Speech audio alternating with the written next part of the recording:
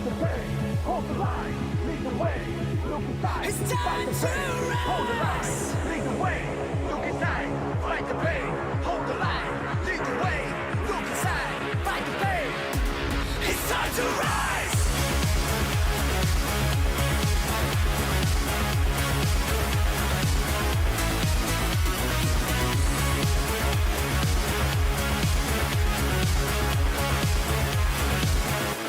It's time to rise.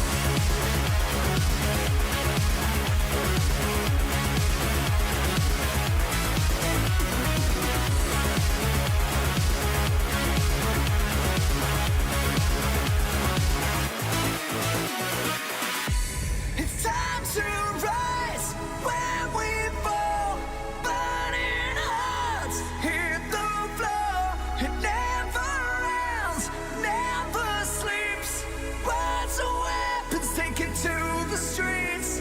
It's time to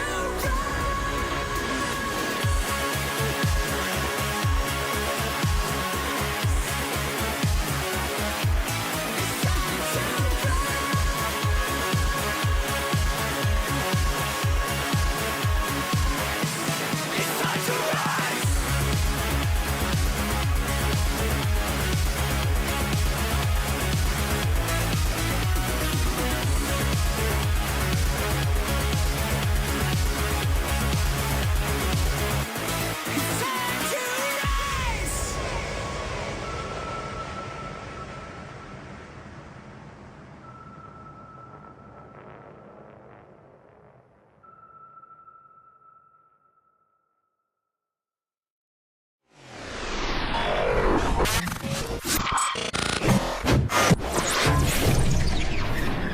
time to rise.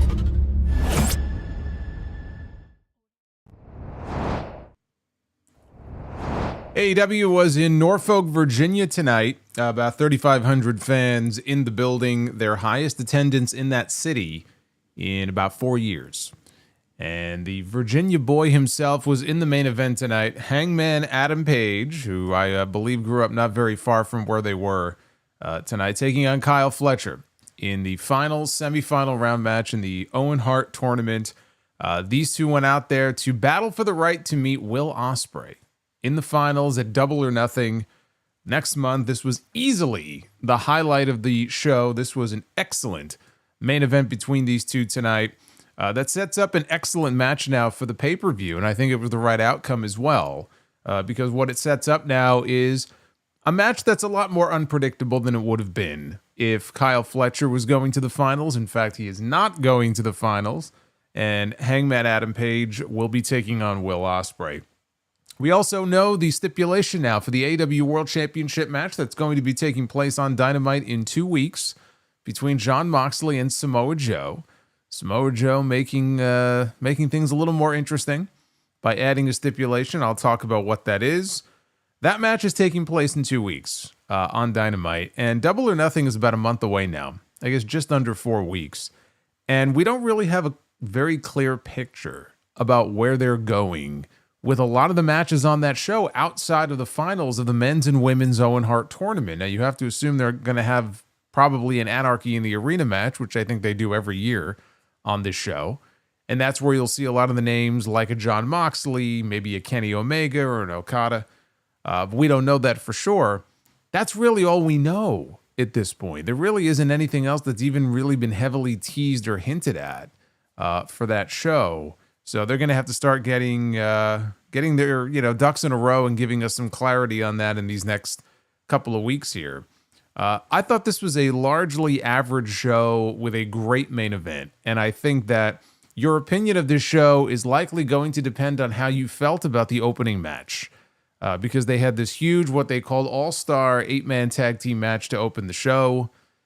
Where you fall on that spectrum as far as your enjoyment of that match, which took up a large chunk of hour one of the show, I think will dictate your overall feelings on this show. For me, though, nothing grabbed me like that main event did. And that was the match I was most looking forward to anyway. So for me, I got what I wanted to out of this show. But again, your mileage, I think, will vary. This is your AEW Dynamite review. It is the final live stream for the month of April. and your final Dynamite review for the month of April as well. It is April 30th, 2025. I am the Solomonster. Thank you guys for being here with me as we close out a very successful month. In fact, our biggest April ever here on the channel, as we are barreling towards 87,000 subscribers soon. Help me get there by hitting that subscribe button, hit that like button as well. Super chats are open. As they come in, you will see them popping up on your screen. I will be reading all of your messages a little bit later on, like we always do. And if we hit our likes goal, we will do some Be the Booker a little bit later on as well. We got a goal going in the chat. Sometimes the Dynamite streams tend to be the quietest of the week. We'll see if tonight is another one of those nights. We shall find out. We had a great night on Monday for the Raw post show. So let's get into some AEW talk here. Because Dynamite opened, as I just mentioned, with what they billed as an all-star 8-man tag team match. It was Kenny Omega, Mark Briscoe, Speedball Mike Bailey, and Kevin Knight, who has been put in some pretty big positions so far. He's only been full-time AEW for a handful of weeks, and he's been in some big matches so far. They took on Kazuchika Okada, Ricochet, and the Young Bucks. So for one night only, I guess you would say Ricochet was a member of the Elite. I honestly wouldn't even mind it if they wanted to make him a more permanent member of the Elite. But for one night only, he was part of their crew. Okada started the match with Omega, but he immediately tagged out to Nick Jackson. Now, they did a very silly sequence here, and everybody in the crowd popped for it. I mean, AEW, they know how to cater to their particular audience, and they know what their audience likes. I just thought it was silly. It was this whole sequence where every single person went for an elbow, went to drop an elbow and they missed. Somebody else went for an elbow and they missed. Somebody else went for an elbow and they missed. And they went pretty much down the line with this right in the middle of the ring until everybody missed. And then they all got back up and everybody cheered, and that took us into the first commercial break. Ricochet and Matt Jackson, they landed tandem Northern Lights suplexes on Mike Bailey and Kevin Knight. Bailey battled back. He crawled for a tag. Okada, though, tagged in. Shut that down. So Okada signaled for a brainbuster. Everybody ended up in the ring, though, to break that up. And then we ended up getting 4 separate brainbusters after this. Omega got isolated in the heel corner, but he managed to flip on out. Made a tag. Nobody was home, though, when he got there because everybody else had been yanked down off the apron. Matt Jackson faked out Omega with a kick. He hit a DDT instead. Ricochet tagged in for a springboard 450, but he crashed and burned. Kevin Knight, Mike Bailey, they dove out onto Ricochet and the Bucks on the floor outside. Briscoe landed a fisherman's buster on Okada. He covered him for a near fall. And then he fired back. Okada did with a neck breaker. Took to the top rope. Landed an elbow drop. And now he signaled for the Rainmaker. Bailey, though, blasted him with a back heel kick. So then we had a breakdown, and it led to Kenny Omega and Kazuchika Okada as the last men standing in the ring. Here we go. Are they going to actually get into it and actually do some wrestling here? Because this is the first time that we, if it were to happen, this would be the first time that we've seen it in about 7 years. And they teased it. And then they started going at it. So we did get their first interaction here since 2018. Little preview of what's to come in Texas at All In. Omega nearly landed a one-winged angel, but Okada slipped out. Hit a Snapdragon suplex. The heels, they set up a double Meltzer driver and landed them both. Okada covered Mark Briscoe, but he kicked out. The Bucks set up for a BTE trigger. Briscoe moved, though, and their knees collided. Briscoe then delivered a J Driller to Okada. Ricochet broke up the fall. Kevin Knight delivered a Doomsday Device drop kick to Ricochet on the floor. Omega then dove onto Ricochet and the Bucks at ringside. Briscoe now sets up for a Froggy Bow on Okada, but Ricochet recovered enough to knock him off the turnbuckle, and Okada followed that with a Rainmaker, and he picked up the win for the heels. Almost half an hour they gave this match. It was just shy, maybe like around 27, 28 minutes, which it did not need to be that long. It was fun enough for what it was meant to be. And what it was meant to be here was the usual fast-paced spot fest match that you see with the Young Bucks. When we see them in these matches, and Sometimes it works better than others. I mean, this was all action. It was nonstop, no time to breathe. Boom, boom, boom. Big spots, big sequences. That's really what the match was. Again, your mileage will vary, I think, on this show, depending on how you felt about this opening match. I thought it was fun for what it was. I didn't go gaga over it. There was some silly stuff in there, but it was good. Yeah, it was a good opener. I didn't think that they would actually have Okada and Omega do even as much as they did. And they didn't do too much. But even that little bit that we got here, because the novelty of it, first of all, this is not the Okada and even the Omega necessarily, although Omega's still great. But it's been a very long time since we've seen that series of classic matches between these two. And I think it would be unrealistic for anybody to expect that in 2025, Kenny Omega and everything he's been through and Okada are going to go in there and have, exactly the same type of match they had back in 2018, 2017. So I think the novelty of it is you want to keep them apart and really not have them touch, or at least not touch very often, until you get to Texas. The novelty of it is the idea of ding, ding, ding, here we go. And we got these two guys back in the ring together and they're finally locking up, for the first time in 7 years. So that's why I was surprised when they actually started going at it. I thought they would kind of tease it and then somebody would interfere and we wouldn't get it. But, again, they gave us a little bit of that here. But you don't want the novelty to wear off too much. So between now and July, I really wouldn't do too much between these two. I wouldn't put them in too many situations. And they probably will, because I would imagine these two are going to be involved in Anarchy in the Arena.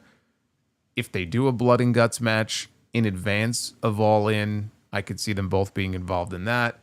And I just sincerely hope we don't get too much interaction between them, because I don't want it to get to a point where we get to Texas and it's just like, well, I kind of feel like I've already seen it, right? Although in that case, you'll have titles on the line. I'm sure it'll be, champion against champion. There's been talk of maybe the titles being unified, which I think they should be. The Continental title is pretty fucking useless at this point. I would unify them, have one singular international title. Yeah, I think that's the way to go. Have Omega hand Okada his first, big loss. I mean, that wouldn't be his first loss, but his first really major loss in an AEW ring. So we'll see. But we got our first little taste of what's to come between these two. I am the Lord. Shut the fuck up. Oh, joy.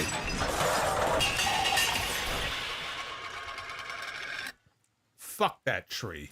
It's been nice not having the learning tree on the show. He's been missing for a few weeks. Yeah, the other thing about Dynamite that I will give it a check mark in the win column tonight, and why I think the show was a little more enjoyable than a lot of the other shows were earlier in the year. Not a very heavy focus on the Death Riders, because the Death Riders are no good. And so whenever you have a Dynamite episode where the main focus is not Jon Moxley and the Death Riders, that's automatically a green check mark right there. That automatically makes the show more enjoyable, just by not having the primary focus on Moxley's crew. But they showed the Hurt Syndicate. They arrived and they were walking in the back as some jabrones were chanting, "We hurt people. We hurt people." Right? They're just doing that in the back. And so they get disposed of very quickly. MVP says, well, what's even better than chanting it? It's when we actually do it. So they all got their asses kicked. And MVP says, look, let's discuss the elephant in the room here, which of course is MJF. But Shelton Benjamin says, look, this isn't about me. He's talking to Lashley now. And he tells Lashley, this isn't about me. This is about MVP. And you got to trust MVP. MJF is real and he's a funny guy. And MVP says, look, Max could be beneficial to us. And if MJF screws them over in the end, we're going to hurt him like he's never been hurt before. And Lashley smiles, and it looks like maybe he's finally coming around. And, when the time comes to give thumbs up or thumbs down, maybe we'll finally get a thumbs up. We'll get back to them a little bit later on. What they did, though, was they followed an 8-man tag team match with a 6-man tag team match. I don't know why Tony Khan made that decision, but that was a little odd. But we went right from the 8-man tag to a trios match with the AEW Trios champions, the Ops, Samoa Joe, Katsuyori Shibata, and Powerhouse Hobbs taking on Nick Camarado, Rhett Titus, and Miles Hawkins. Yeah, I have to say the Ops, they do look more menacing with Hobbs standing there beside them on stage than Hook. Like it's night and day in terms of them just looking like badasses. He really does fit the bill better than Hook does. Now, I should mention, because I don't think they mentioned this on commentary, but this was Camarado's first match since last August. And it was after that he underwent what's called a hip resurfacing surgery. So this guy was basically working on one good leg for the last couple of years.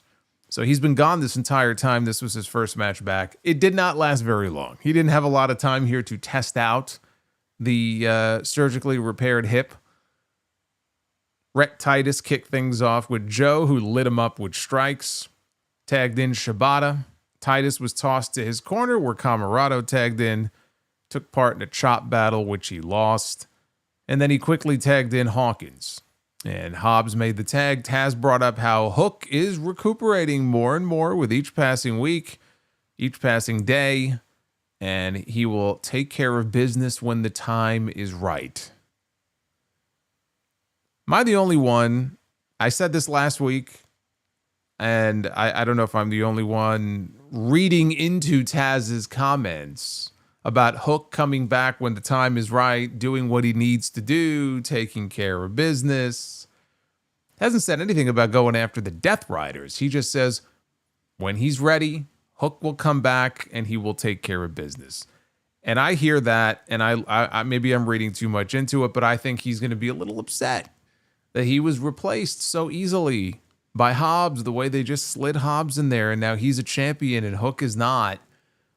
And I'm just wondering if that plays a part in Joe's downfall in that match he's going to have with Moxley in 2 weeks. You know, we could be getting a heel Hook. I'm going to leave the jokes to Duff's Vids. We could be getting a heel Hook, though, soon in AEW. Anyway, this match didn't last very long. Hobbs lowered the straps. He hit a spine buster on Hawkins, and he got the quick win. This went maybe 3 minutes. After the match, the Death Riders, they sprinted into the ring, attacked the Trios champions. Joe, though, he got the Coquina clutch sunk in on Jon Moxley on the ramp, or, you know, in the aisleway, I should say. But when Joe's attention turned back in the ring, Claudio Castagnoli, he set up a chair in the ring upside down. So with the legs facing up, and he delivered a neutralizer to Shibata onto the chair. So the same thing they did to Hook all those weeks ago. Death Riders bailed as Joe ran back to the ring, and Joe was not happy. And so Samoa Joe. Fire Panda, yeah, I should have given myself a little rim shot there. There you go. I got one in me every now and then, you know. But Joe took the microphone and he screamed Mox's name. He says, it seems to him Jon Moxley likes to come out and act like a boss. But when they start throwing hands, he acts like a little bitch. Mox came out here weeks ago and begged for him. And all he's trying to do is give him what he wants. But it seems like Moxley really doesn't want that. But Jon's already made his request. So let's give Jon and let's give the people what they want. So if he's going to fight Jon Moxley for the AEW World Championship, then Moxley, you cowardly son of a bitch, let's do it inside the steel cage.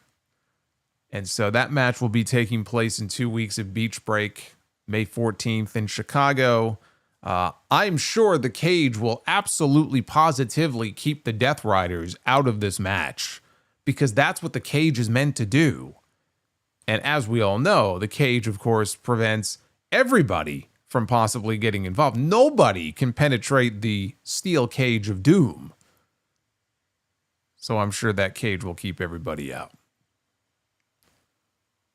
Now, we went to Renee, who did a sit-down interview in the back with the, well, I mean, she's more than just the TBS champion. She's, how many belts? 4 belts? Mercedes Moné. And she brings up the Owen Hart Foundation finals at Double or Nothing against Jamie Hayter. Mercedes said that she could go on about the legacy of Owen Hart, but this is about her legacy. She won the TBS title a year ago at Double or Nothing, so what makes you think this year is going to be any different? And Renee mentioned that Mercedes possibly underestimating Jamie Hayter, who I think she says she's 11-2 since coming back. She's physically bigger and stronger than Mercedes is. Mercedes said, look, she's been undefeated since arriving in AEW a year ago, 25-0. Renee pointed out. She's beaten the best from all over the globe. Every time she steps into the ring, she makes history, and she puts over Hayter for being scrappy and tough, but insults her Scooby-Doo style. And she says, a cartoon character cannot be the AEW Women's World Champion. We'll get back to her a little bit later.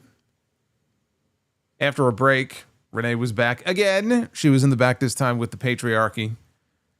She wants to know what it means for Nick Wayne to represent AEW in the upcoming New Japan Best of the Super Juniors.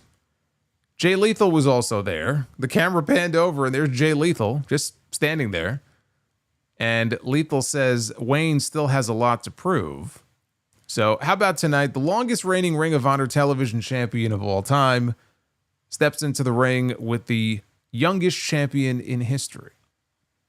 Nick makes excuses. He's saying, well, you know, I haven't had time to get warmed up, and I'm getting ready for the Super Juniors is coming up soon. Christian Cage, he snatches the microphone away, and he accepts on Nick's behalf. Says Nick accepts. So Nick was caught off guard by this, and Christian told him, you want to be a champion? Get your damn head in the game. So we had a brand new match made for later in the show. Speaking of champions, after this, it was on to the AEW Women's World Champion, Timeless Toni Storm, who issued a challenge, an open challenge this past weekend, and that open challenge to an Eliminator match for the AEW Women's World title was accepted by Tokyo Joshi Pro's Miyu Yamashita. So we had Miyu Yamashita answering the challenge tonight. Yamashita is one of only 3 women in AEW history to beat an AEW Women's World Champion in an Eliminator match to then go on to earn a shot at the AEW Women's World title. That came 3 years ago against Thunder Rosa. Cheap plug, we also have Yamashita next Friday, making her House of Glory return. She'll be going one-on-one with Indy Hartwell. Both women shook hands before Toni worked over the arm. Yamashita, though, responded with kicks. Backbreaker and a snap suplex led to Toni going up top, but she got cut off with a high kick to the face that sent her to the floor outside. Storm blocked a PK. She swept out the leg on the apron, and she tried a hip attack, but she missed. And so when she missed, she got wedged. Her ass got wedged in between the ropes.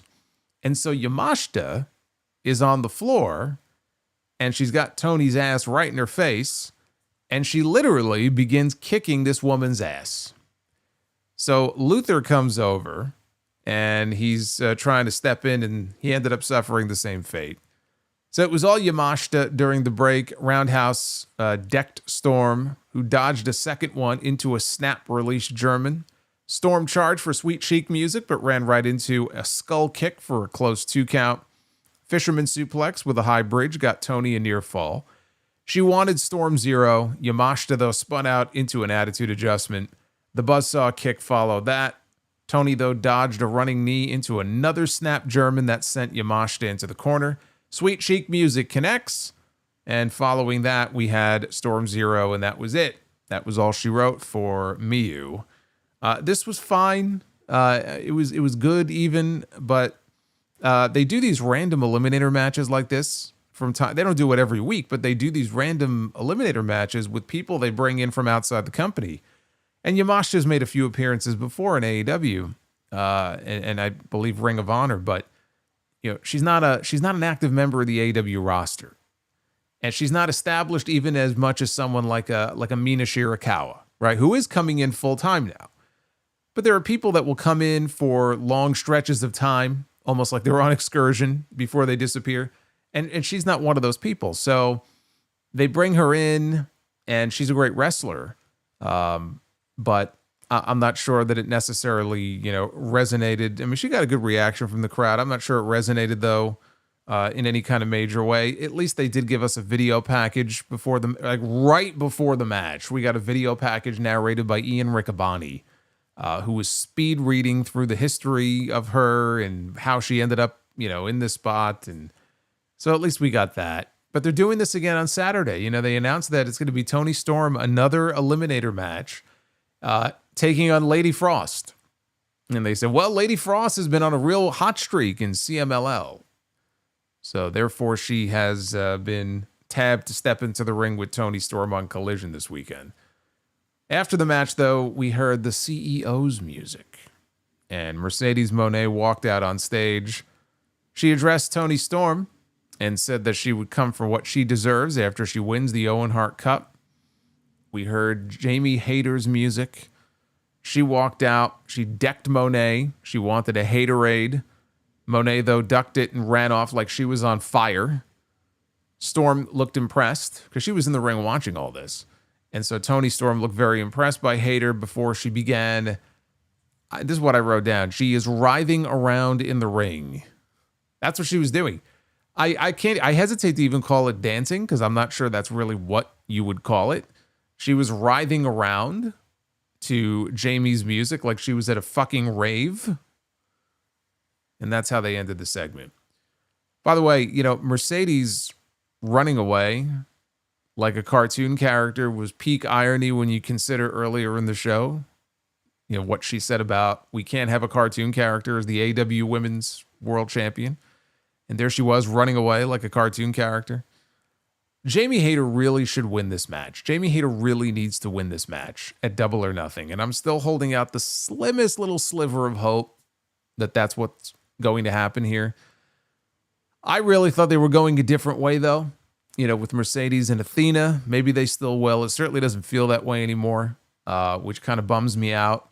And it may well be that they're certainly teasing. This is the second time, at least, that we have gotten a pretty straightforward tease of an upcoming match between Mercedes and Toni.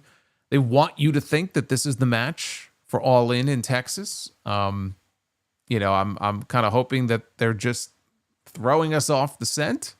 And that's not the direction that they're going in here. Maybe that's just me coping and hoping. But really, Jamie Hayter should win this match. And that way you get two big women's matches, at least two, in Texas, one of which is Jamie Hayter and Toni Storm, who have their own history over the world title, and get back to Mercedes and Athena. So we can get another match or a proper series of matches between these two women and have that match for the TBS championship. I'm still holding out hope that that's the way it's going to work. But I mean, boy, in the last few weeks, has Athena disappeared. She hasn't been seen since the match with Mercedes, the first one. Athena's disappeared. Megan Bain, at least on this show, been at least a couple of weeks, right? 2-3 weeks. We haven't seen her. We go backstage to Don Callis, who is with the family. And he's bragging about Brody King and Will Ospreay being beaten by Konosuke Takeshita and Josh Alexander last week.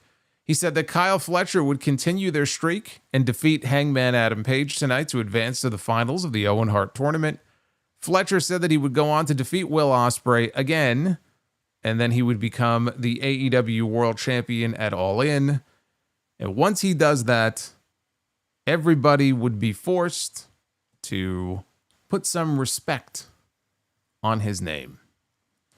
Speaking of respect, I should point out, Josh Alexander, brand new to the AEW roster, now part of the Don Callis family. And now, Josh Alexander has himself his very first t-shirt from Shop AEW. And there it is on your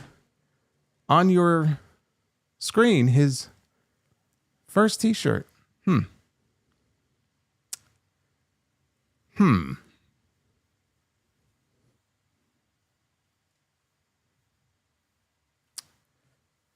Moving on, the Hurt Syndicate. They were out to the ring next. MVP said that they needed a unanimous vote to add a new member. And they were going to do this one more time because they've already had a couple of votes. So this time they invited MJF to make his way out to the ring. And so out he came. And MJF, first thing he did when he came out, he put over Shelton Benjamin. Then he put over MVP as one of his oldest friends in the business, oldest friends in this sport. And then he came to Bob. And he looked at Bob and he said, had a good car ride last week? And MVP could see that this was heading down a bad road. So he intervened and he said, look, it's time for a vote.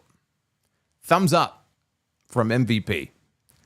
So then it was time for Shelton Benjamin to chime in here. And Shelton Benjamin also gave the thumbs up. And everybody cheered because they want to see MVP and Shelton Benjamin and Bobby Lashley add MJF to the roster. And so he could become kind of like what Sami Zayn was to the Bloodline.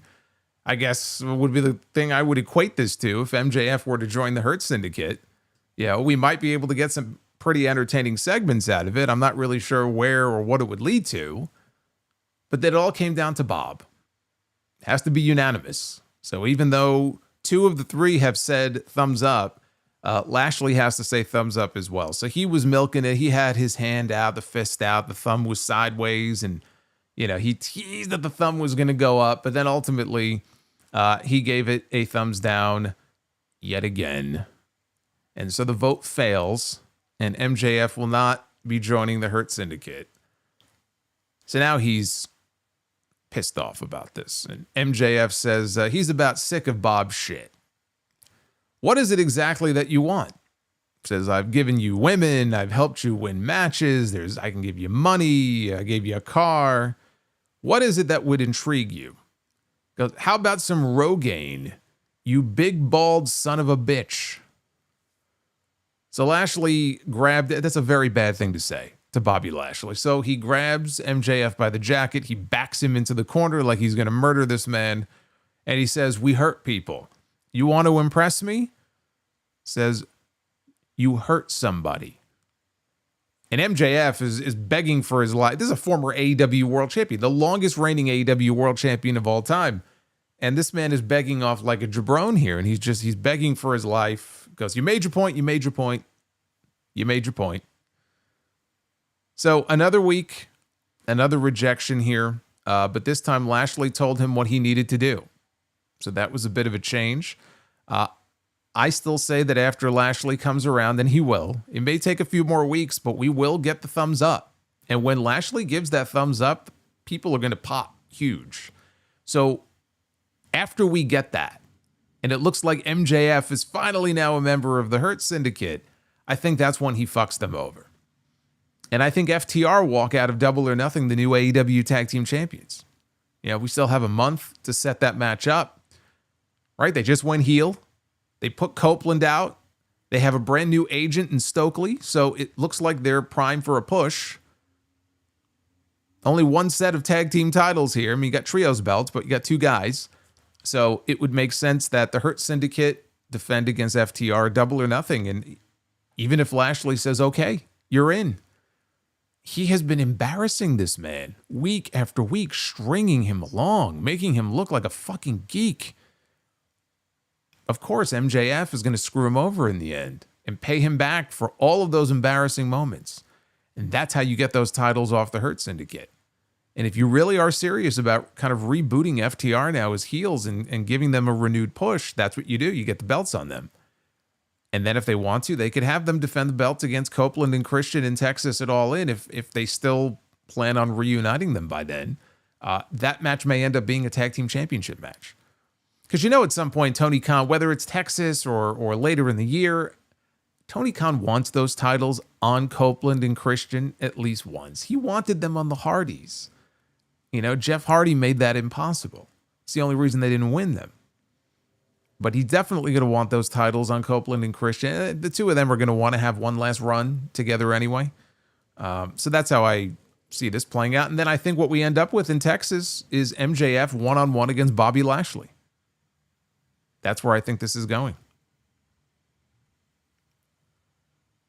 Now we had Nick Wayne one-on-one with Jay Lethal for the Ring of Honor television title. So we had A Ring of Honor mid-card championship defended here on Dynamite, which is one of my least favorite things. Wayne walked out alone, but his entrance was quickly cut off by Christian Cage's music. He walked out with Kip Sabian and Mother Wayne. Lethal and Nick, they traded headlock takedowns before Wayne went outside to regroup, where Cage whispered some advice in his ear. Whispered some sweet nothings. Nick was in control heading into the break. Lethal got in a few pin attempts before connecting on a lethal combination for a near fall. Lethal went up top, but he took too long. Nick cut him off. He wanted a superplex. Lethal, though, fought free, and he successfully hit the diving elbow. Or so it appeared, because upon landing, Wayne caught him into a cradle for a close 2 count. Lethal tried a lethal injection, but Nick raked the eyes. He had a roundhouse kick and a fisherman's buster for the win to retain the title. After the match was over, Cage held on to the ROH TV title, and Nick was trying to take it away from him. And Christian told him to turn around so that he can put the belt on him. And he strapped the belt around his waist, and then he smirked, and he gave him a golf clap before leaving. And Wayne just kept looking at him very suspiciously. I just talked about Copeland and Christian in the future reunion, which will happen. It's guaranteed. I think we know that. It's really just a matter of when. For all this talk, not only on my show, but I'm sure other people as well are looking at All In Texas, as the time for a potential reunion here. It doesn't feel that way. It feels like they're building to a match with Christian and Nick Wayne. That's really what this is kind of building up to. Doesn't have to be in Texas, but that's the direction that it feels like they're heading in right now. So I don't know if they end up doing that match in Texas. I don't know if they end up doing that match maybe All Out. Maybe instead of All In, it's All Out, and they let it simmer for a little bit more before either Christian kicks him out or, Wayne breaks free. Because the whole thing is that, when Copeland comes back, he's going to be a babyface. If he was going to team up with Christian, you've got to set that story up. And Christian would have to be a babyface. So you got to get there first. How that affects what is going on right now with Nick Wayne, I don't know. But this is the match they're teasing and building out right now. Because Copeland, we haven't seen him since he got taken out of Dynasty. I don't know when the next time we're going to see him again is going to be. And they closed the show with the best part of the show. By far the best part of the show, which was the final semifinal round match in the Owen Hart tournament. Hangman Adam Page, one-on-one, against the proto-star, the future in AEW, Kyle Fletcher, with the winner challenging Will Ospreay at Double or Nothing on May 25th. These two men, they went back and forth before Hangman delivered a heavy chop to the chest, and Fletcher rolled outside to recover. He took his sweet time getting back in the ring. Fletcher taunted Hangman, and so in return, Hangman spanked his ass. That's what he did.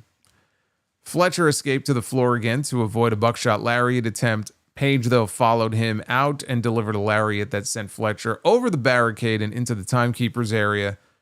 So they went to commercial. When they came back, Fletcher's his lower back was bleeding. And I think what happened is he collided with the LED barricade and it just cut him up. So Page landed a Death Valley driver for a near fall. Fletcher hit the ropes. Hangman caught him and delivered a fall-away slam. He delivered a springboard clothesline that sent Fletcher, who was on the apron, down to the floor. Page attempted to climb the ropes for the Orihara moonsault. Fletcher cut him off and delivered a brainbuster on the apron.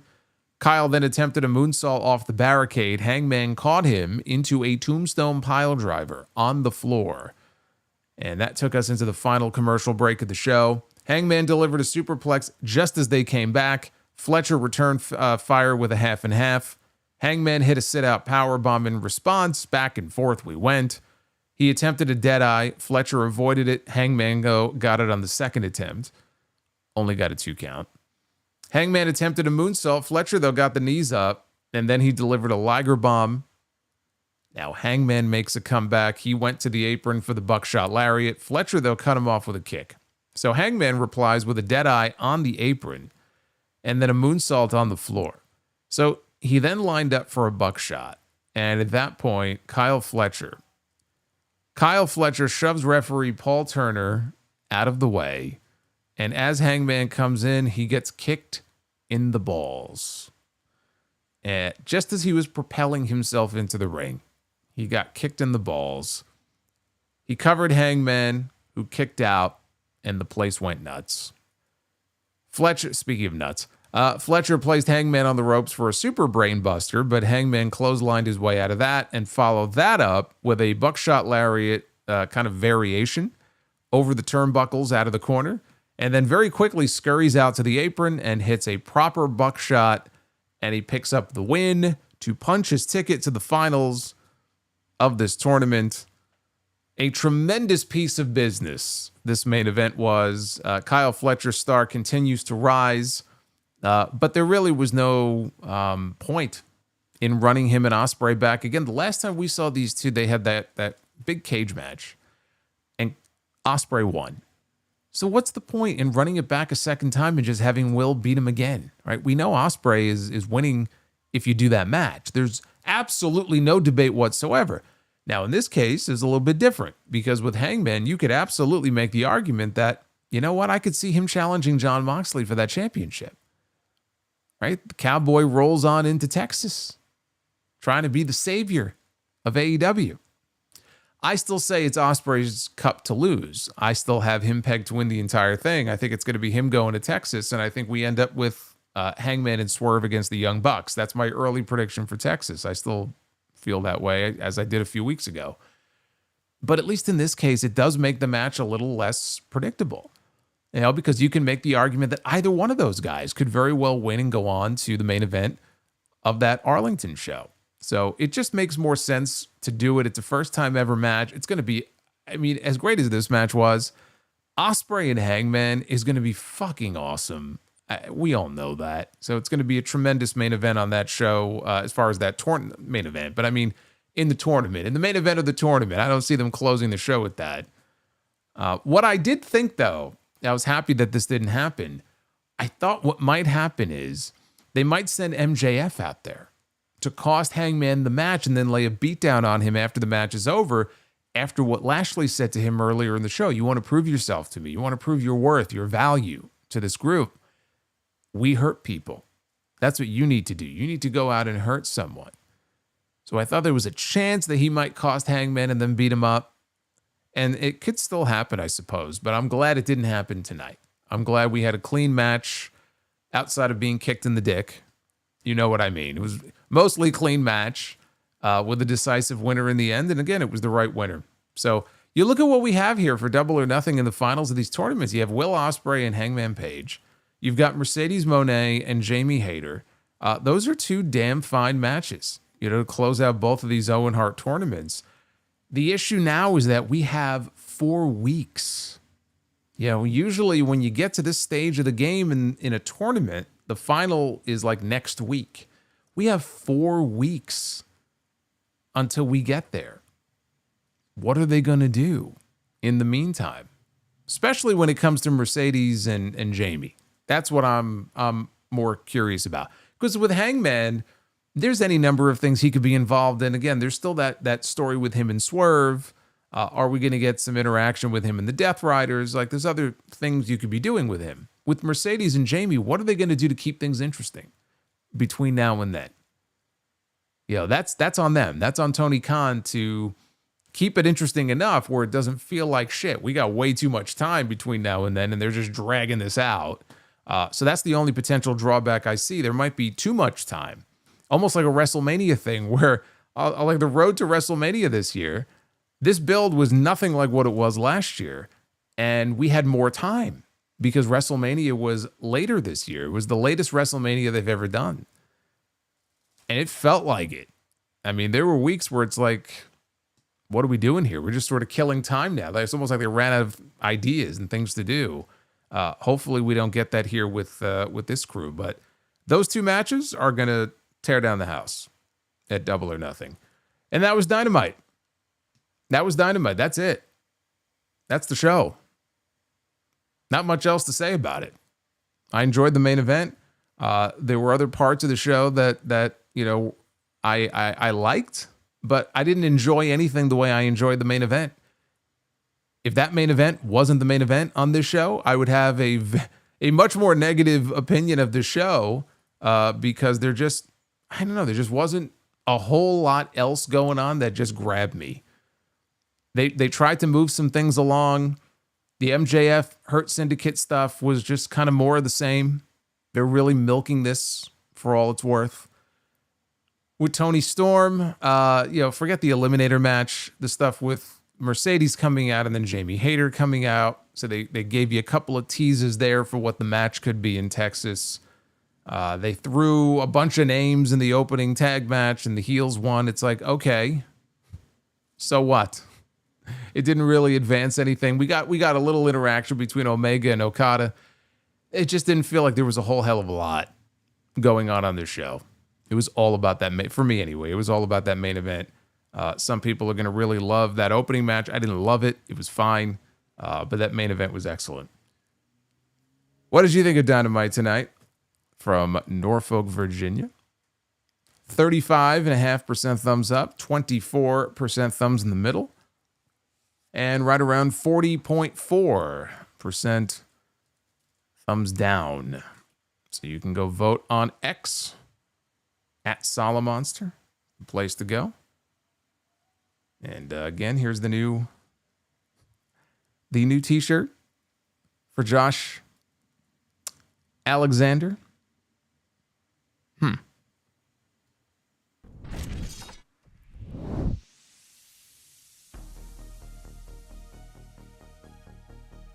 Hey, DJ2K, what's going on, brother? It says, was at the show tonight, and it was my first wrestling show. I know it was a basic show, but tons of fun being in my hometown and getting to see Kenny and Okada. It was amazing. Well, look, I mean, I always say it. I always say it that never been to a show before, especially one of the TV shows. First time you go, it's always going to be a good time. Unless they really give you a shit card, it's always going to be a good time. I think if you've done it a whole bunch of times, it's after a while, it's like, all right, I kind of get it. But if it's your first time, you're almost always going to have a good time.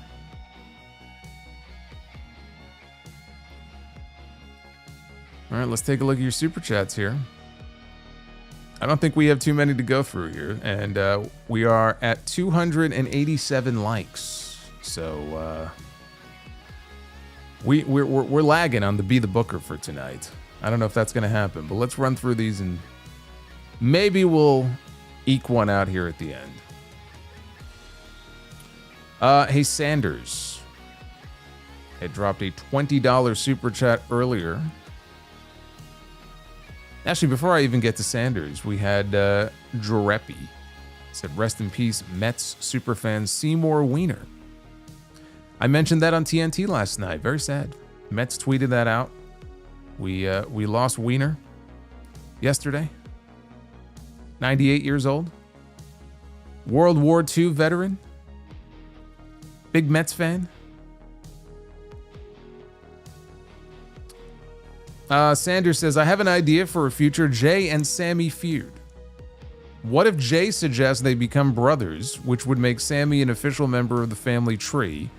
That would make Jay or Sammy's future betrayal all the more painful. Yeah, I don't see the point in doing that. He's already an honorary Uce. It's completely unnecessary. There's already a bond there, brother. Like, they're already bros. They're dogs. That's what they call themselves, right? You're my dog. They're already tight. It's completely unnecessary. You don't need to do that. Joseph Stewart, were you a fan of Macho Man and Elizabeth in the NWO? No. I wasn't a fan of Elizabeth's run in WCW in general. It just felt awkward to me. Felt awkward and out of place. Do you think The Rock, This Is Your Life from Raw in 1999 is one of the greatest segments in Raw history? Yeah, I mean, it's one of the more memorable ones. It's not, top top 3 or 5 or anything like that. But it was one of the more entertaining segments and one of the highest rated in the history of the show, for sure. Tuxedo T Servo, troll or no troll? If Alexa Bliss wants to be relevant on camera again, her next contract will be with AEW or TNA. I would say if you actually want her to not be relevant, that would be the thing for her to do. You talk about relevancy. For her, I think the best thing is to stay where she is and just hope, that they pull their head out of their ass and they get her back on TV soon. But I think WWE is the place for her to be. Joseph Stewart, buy or sell Christopher Reeve as Superman or Michael Keaton as Batman? I'm a Batman guy. I'm not a Superman guy. So for me, I go Michael Keaton. But when I think Superman, I do think Christopher Reeve. No cap. Hey, Solo, have you seen Sinners? And do you have a favorite vampire movie? I have not seen Sinners, although I've seen all the great reviews for it, so I may have to see it at some point. I'm not going to the theater to see it.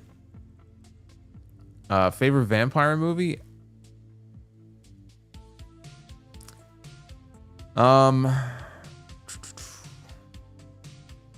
Fright Night. I gotta go Fright Night. Was that 85? Joseph, buy or sell Cesar Romero as the Joker or Frank Gorshin as the Riddler? Man. I go Frank. I like Frank Gorshin as the Riddler. Also, Adam West as Batman or George Reeves as Superman? Adam West. How is that even a question? Ed Swoggle, tentatively going to Double or Nothing, was psyched to hear about the cage match till they said it was for Beach Break and not Double or Nothing. It should be on pay-per-view. Well, they want to do Anarchy in the Arena. I assume that's why they're blowing it off on TV. Duff's Vids, why did Michael Jackson have an allergic reaction? He got stung by a bee. He's so stupid. Watch me. Say hello to Liver Morgan. You know you want me, baby. Hey, Liver Morgan is with us. She's on her way to Hollywood to begin filming her movie next week. Retro says, what is Hulk Hogan's least favorite kind of tea? Reality. Remember that show that his shitbag son was pitching to him over the phone on those jailhouse tapes when he was briefly locked up all those years ago? Telling his dad, get me set up for one of those reality TV shows. We can call it Reality. Fucking dick. Duff's Vids, what's Michael Jackson's favorite painting? The Mona Lisa. Okay, now it's just getting worse. It's just... didn't think it was possible. Also, what's the difference between a vitamin and a hormone?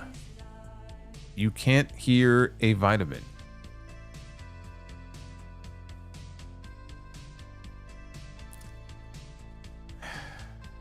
What do you call a midget psychic escaping from prison? A small, medium, at large.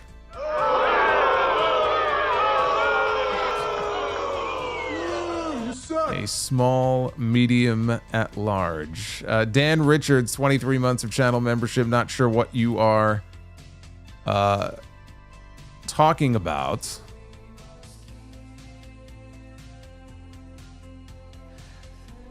Thanks, Dan.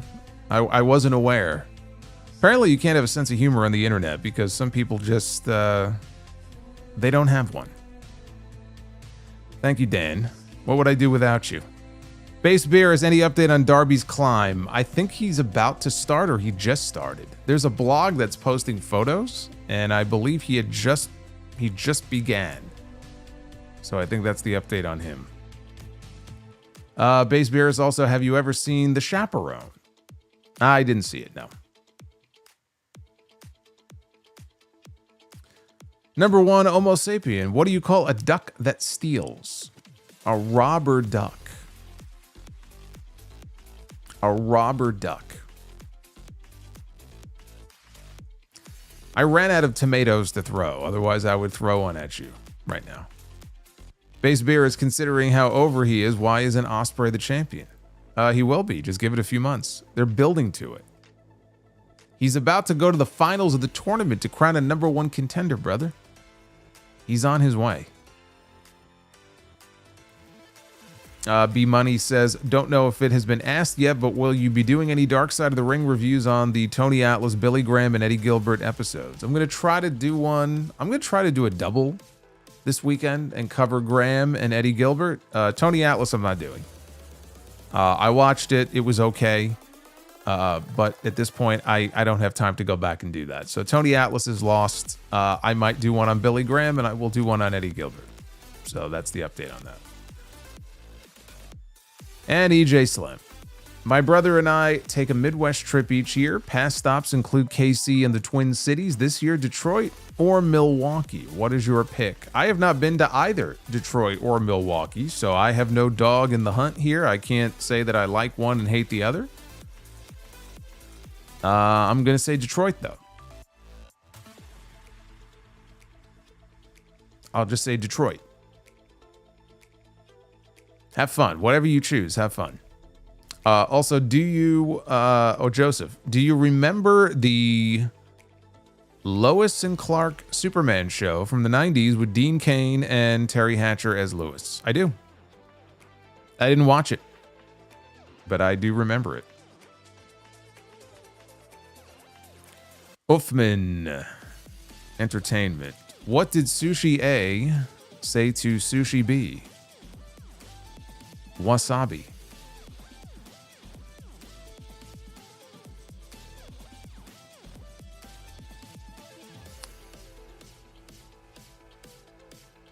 Thank you, Wolfman. We have so many amateur comedians now.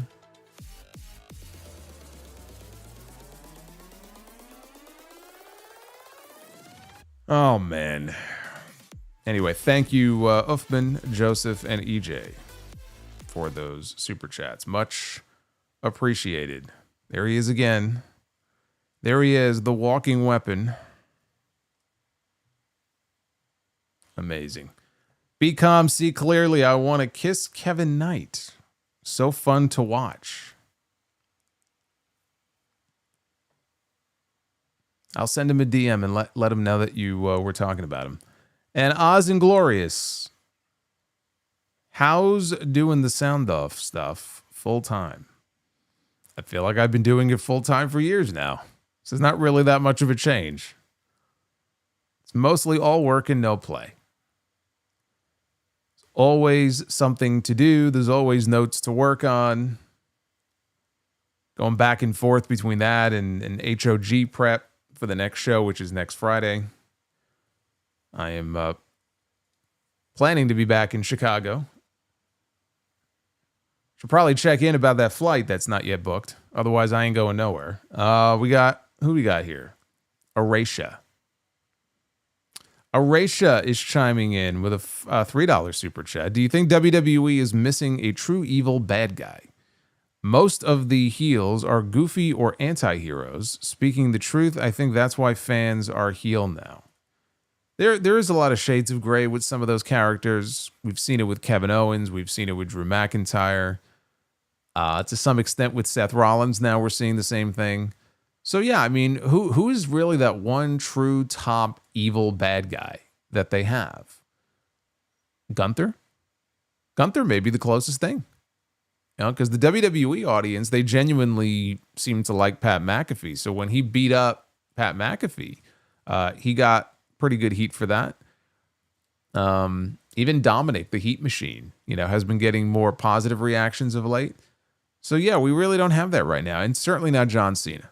This heel turn that he's been doing, it's a very basic pro wrestler turns heel. For like the big heel turn that so many people were waiting for all these years. It's been a huge letdown to me anyway, so far. Maybe it'll get better as things go along since he's going to be heel for a while yet. But I think they are missing that, you know, and it's not going to be a Braun Breaker because Braun Breaker is too cool for school. I mean, people think he's cool. I don't think they want to boo him. They might boo him, but they're never going to really fully boo him because I think they just think he's too much of a badass. So yeah, I think that is what's missing. I do. Joseph says, what is your favorite Christopher Reeve Superman movie? Again, I've seen bits and pieces of them. I don't have one. I don't have a favorite one. I just was not really a Superman guy. So I can't say. Tuxedo T Servo, what do you call a country that can't stop peeing? A urination.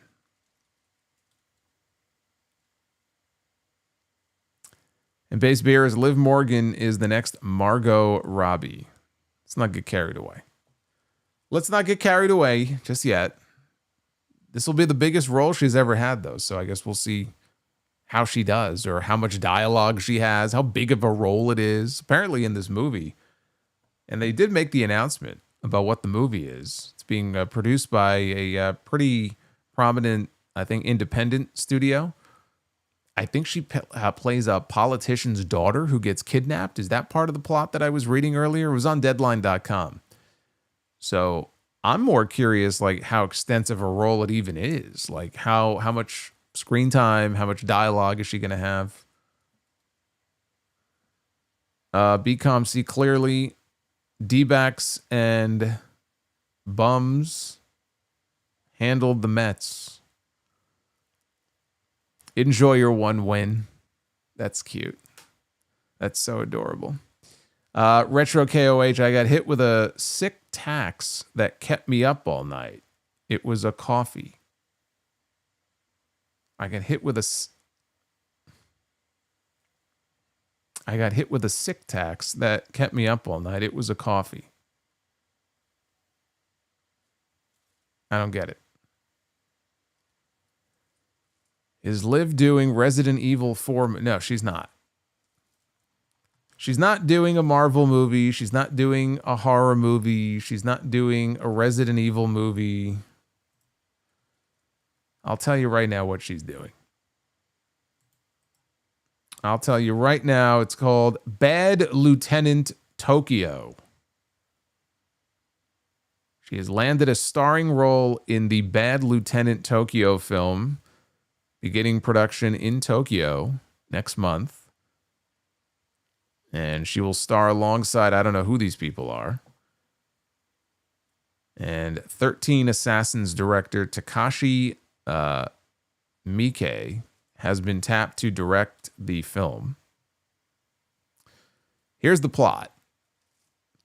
It is based on the IP first produced by Edward Pressman. Bad Lieutenant Tokyo will follow the Bad Lieutenant, a corrupt gambler in the Metropolitan Police Force, who finds himself thrown into a tangled case after an enigmatic FBI agent arrives in Tokyo to investigate the disappearance of a politician's daughter, played by Liv Morgan. Meanwhile, a deviant killer operating in the Yakuza underworld seems to be shadowing their moves. So there you go. That is the plot of the film. And look, this is a studio that's produced movies that have, I don't know if they've won Academy Awards or been nominated for Academy Awards. I'm not saying this will be nominated for an Academy Award, but they've apparently done some good work before. Whether or not this will fall under that same category, I don't know.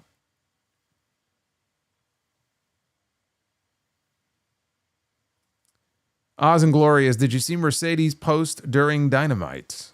No, I did not. Should I go look? Temjin Zephyr, what's going on, Temjin? Have you seen Aliens yet? A new series called Alien Earth is coming this summer to Hulu. Sadly, I have not. I still have not. Blissfan says, so it's a Japanese Taken. It sounds that way, doesn't it? It sounds very similar. It's a Japanese Taken.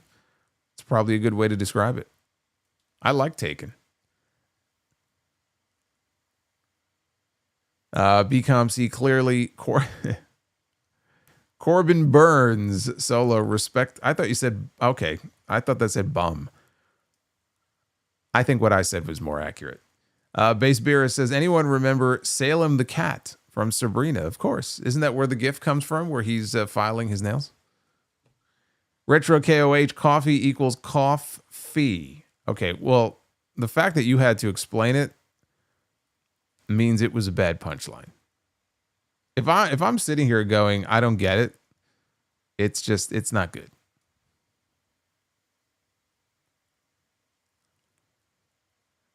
Taken did not need a sequel. It didn't. The first one was ridiculous, yes, but the first one was really good. I enjoyed that first one.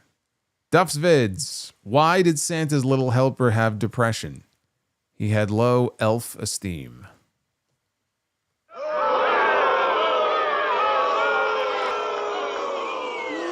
You suck. Bad elf esteem. What is this?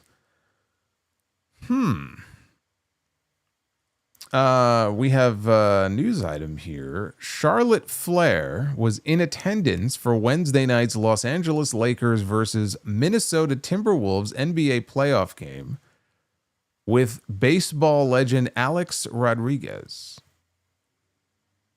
Sports reporter Arash Markazi posted video of Flair and Rodriguez from the Crypto.com arena on Wednesday night. In the videos, Flair and Rodriguez are shown interacting with former WWE wrestler Shane McMahon. Rodriguez once dated WWE Hall of Famer Tori Wilson. Interesting. Well, Charlotte is single again, so I don't know what A-Rod's status is, nor do I really give a shit, but I'm sure that'll get people talking. Or it can mean nothing at all. Yes, he used to be with Tori Wilson, who I think, honestly, one of the all-time just most attractive females I've ever seen in wrestling was Tori Wilson. A-Rod owns the Timberwolves. Okay. Well, it could be just that simple since it was the Lakers against the Timberwolves. But apparently they were seen together. So make of that what you will.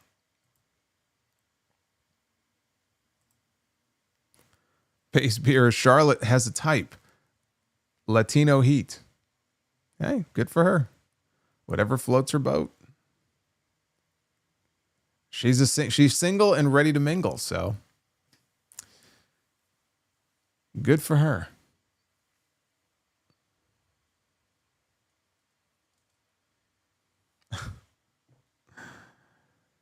Stacy Keebler and A-Rod? No, I'm pretty sure it was just Tori.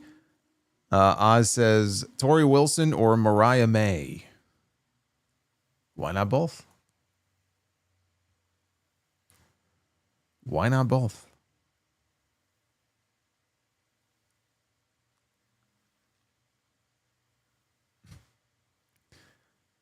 Temjin's talking about the Knicks. Hey, Bliss fan, I know Bliss fan is here. Bliss fan is also a big Knicks fan, right?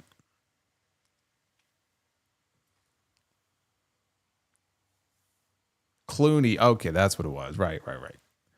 Stacy Keebler dated George Clooney. That's right.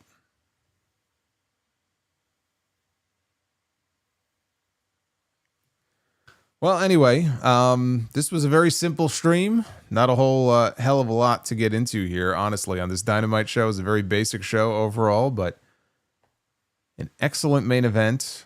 Check out Jeff Cobb's Twitter. I don't even know his handle. I'm going to go make me look for Jeff Cobb's Twitter now. All right. Let's see. 16 years is a long time to work. Happy retirement to me. I will let the waves take me to my next destination, as he tweets a photo of himself stepping into the water. Yeah, the thing about Jeff Cobb is like he did this when the rumors first started going around many weeks ago that he might leave New Japan. Like he loves to work people on his social media, so this doesn't mean anything. I fully expect that he will be debuting shortly in WWE. So I would not be reading into that tweet like he's retired and he's done wrestling. He's not. I don't believe that. So now I'm being told I need to check out Mercedes' post. Mercedes. Let's find out here. Huh. All right, well that's pretty good. I don't know if it's the post that you're referring to, Oz, but I'm looking at the one where it's the photo of her in the ring. It's Athena, but Athena has been erased from the image, and in her place is the cartoon character from Scooby-Doo, who looks very much like Jamie Hayter. And she just tweeted Hayter with the photo. And for some reason, then there is a photo below that of a young Mercedes posing for a photo with John Cena, wearing a Virginia is for Lovers t-shirt. Hashtag AEW Dynamite. So I guess that was the big post I'm supposed to be looking at here. I try not to live on social media following all the different wrestlers. Brett Brode, $4.99. What did Lady Gaga say when her dad asked what was her favorite childhood game? Papa Yahtzee. Okay, I get that one. I'm not saying it's good, but I get that one.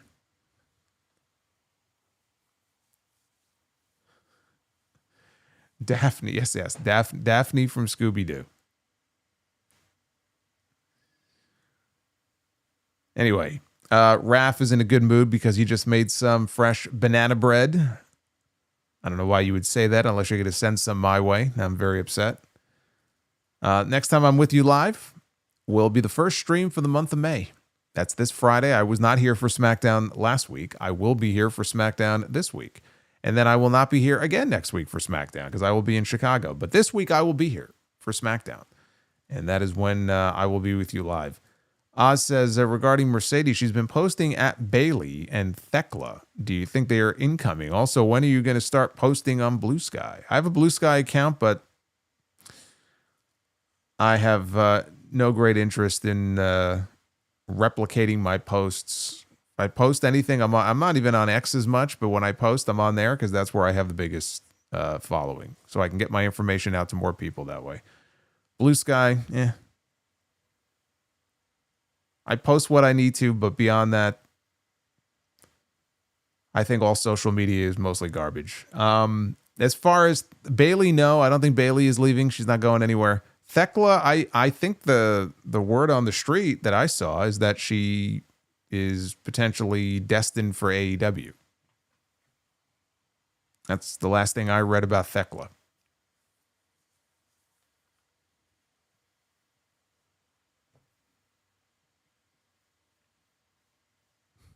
Yes, I agree. Too many social media apps. Is MySpace still a thing? You got Facebook, you got Twitter. I guess YouTube is technically considered social media. But you got Blue Sky, and Threads. What am I missing? I know there's a bunch of others too. Mastodon and all these fucking... I don't give a shit. Instagram. WhatsApp. Who gives a shit? Seriously. Oh my goodness. All right. Be well. Stay safe. I will see you back here on Friday night for the SmackDown post show. Go check out the Raw review from the other night. Hopefully on Friday we'll be able to hit our goals so we could do Be the Booker tonight. Tonight was not it, but we will try again on Friday. So until then, what the hell is Mastodon? Exactly. The Wrestler says, what the hell is Mastodon? Exactly. You just proved my point. TikTok. Yeah, that's right, TikTok. That's another one. Snapchat. My God. Oh, good Lord. Daddy Ugarte, you're the man. I'll see you guys Friday night. Take care.